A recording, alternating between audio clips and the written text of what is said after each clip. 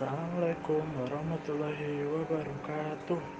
Selamat pagi untuk semua, termasuk dosen pengampu mata kuliah pembinaan dan pengembangan bahasa Indonesia, Ibu Ade Siti Haryanti, SSMPD, dan teman-teman R2C. Saya Muhammad Wildan Pamungkas, dan kedua Ralf Eventus Masar, dan Tiara Soeharti dari kelas R2C. Pada kelompok 5 ini akan membahas penulisan kata. Penulisan kata adalah proses atau cara menulis yang mempertimbangkan unsur bahasa yang diucapkan atau dituliskan sebagai wujud kesatuan perasaan dan pikiran yang dapat digunakan dalam berbahasa sesuai ejaan yang disempurnakan. Penulisan kata. Yang pertama ada penulisan singkatan dan akronim.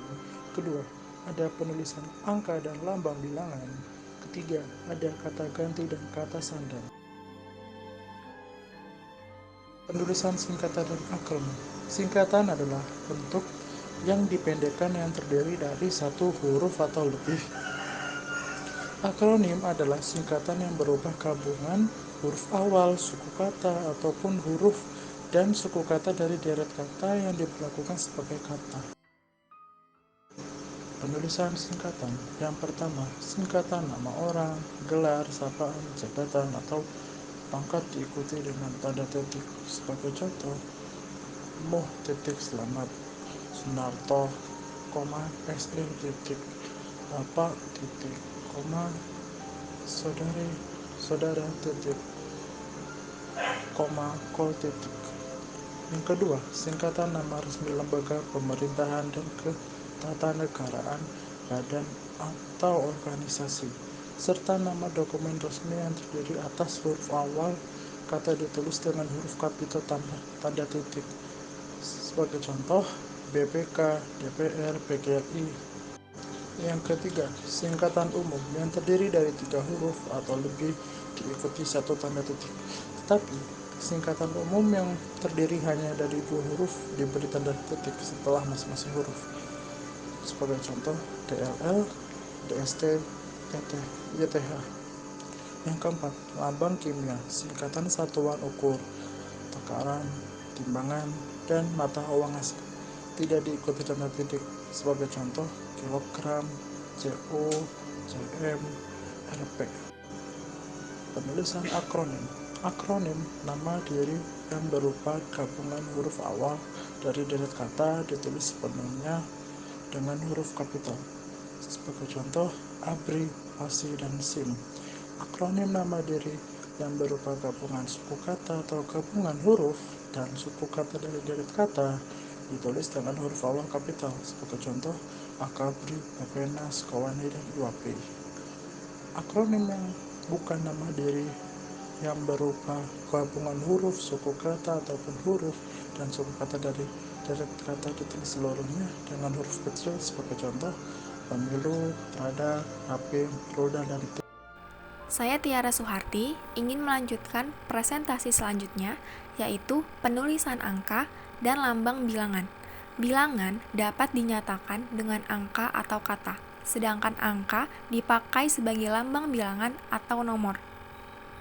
Maka dari itu, angka dan bilangan selalu berkaitan dalam hal penulisan kata. Penulisan angka. Angka yang menunjukkan bilangan utuh besar dapat dieja sebagian supaya lebih mudah dibaca. Misalnya, perusahaan itu baru saja mendapat pinjaman 550 miliar rupiah. Proyek pemberdayaan ekonomi rakyat itu memerlukan biaya 10 triliun rupiah. Angka yang digunakan untuk menyatakan A. ukuran panjang, berat, luas, dan isi, B. satuan waktu, C. nilai uang, dan D. jumlah. Misalnya, 3,50 US dollar, 27 orang, 5,10 pon, 100 yen. Dalam angka tersebut, tanda titik pada contoh bertanda bintang merupakan tanda desimal. Penulisan lambang mata uang seperti rupiah, US dollar, pon, dan juga yen tidak diakhiri dengan tanda titik, dan tidak ada spasi antara lambang itu dan angka yang mengikutinya, kecuali dalam tabel. Angka juga dapat digunakan untuk melambangkan nomor jalan, rumah, apartemen, atau kamar. Penulisannya seperti Jalan Tanah Abang I 0.15, Jalan Wijaya 0.14, apartemen 0.5. Dan angka digunakan untuk menomori bagian karangan atau ayat kitab suci, seperti bab 10, pasal 5, halaman 252 dan surah Yasin titik 2 ayat 9.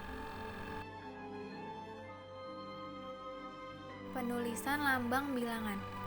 Bilangan dalam teks yang dapat dinyatakan dengan satu atau dua kata ditulis dengan huruf, kecuali jika bilangan itu dipakai secara berurutan seperti dalam perincian atau paparan.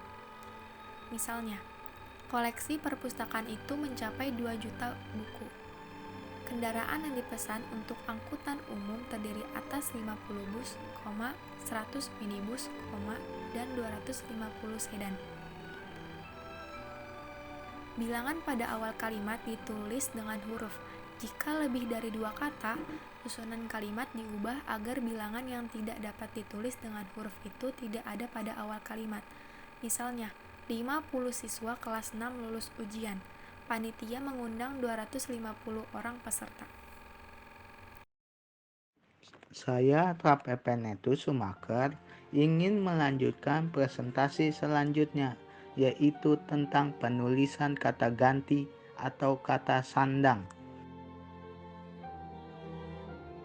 Kata ganti merupakan jenis kata yang mempunyai fungsi menggantikan kata benda maupun orang tertentu yang tak disebut langsung. Istilah ini disebut sebagai pronomina. Penggunaan dimaksudkan agar kalimat disampaikan lebih efektif.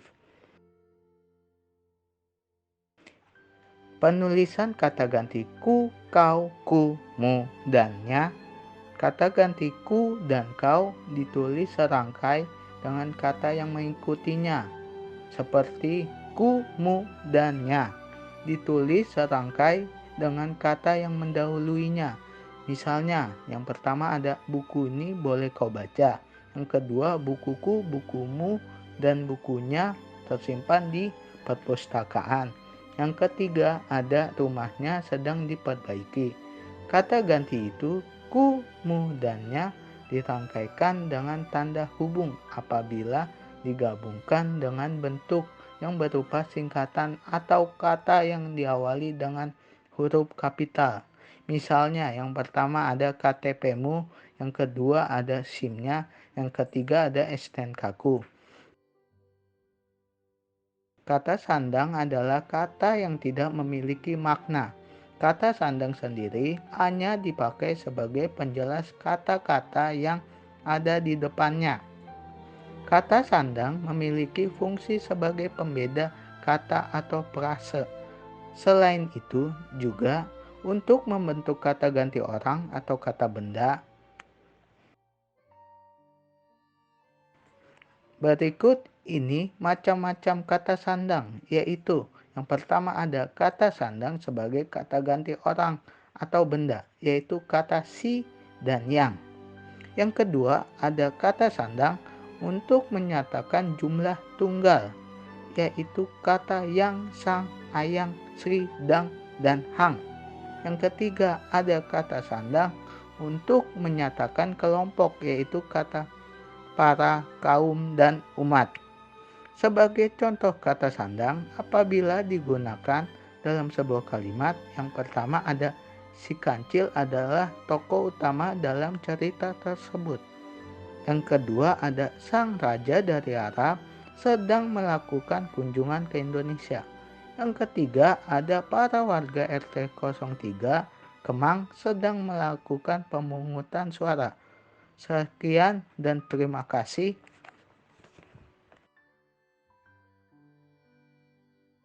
Sekian dari kelompok 5. Terima kasih atas perhatiannya. Itu saja yang bisa kami sampaikan. Wabillahi wa taufiq wal hidayah. Wassalamualaikum warahmatullahi wabarakatuh.